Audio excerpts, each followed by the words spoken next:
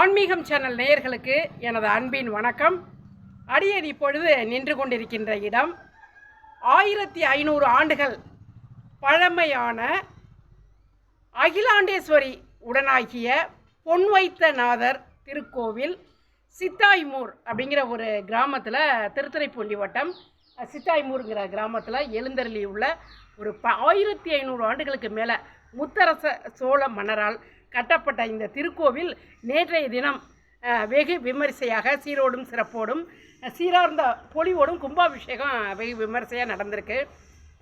இந்த திருக்கோவிலை அமைத்தவர் முத்தரச சோழன் என்ற மன்னரால் இந்த திருக்கோவில் கட்டப்பட்டு குடமுழுக்கு செய்விக்கப்பட்டது. இதை நீங்கள் பார்க்குறது நேற்றைய கும்பாபிஷேகம் நடந்த இடம். இதை பாருங்கள். இது இந்த மரம் தலை விஷம் என்ன சொன்னீங்க? இலந்தை தானே? ஆத்தி மரம். ஆத்தி மரம் இலந்தை மாதிரி தெரியுது. எல்லாம் அப்படி தெரியுதுல்ல? ஆத்தி மரம்.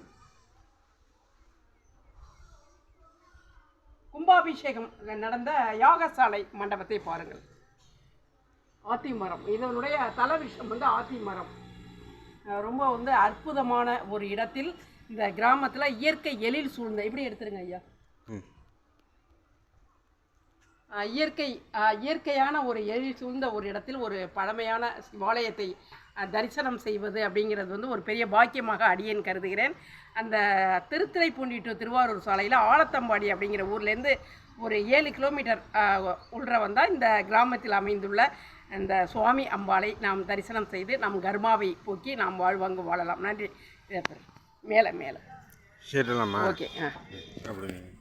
சிவனும் பெருமாளும் ஒரு இடத்துல இருக்கான்னு சொல்லுங்க.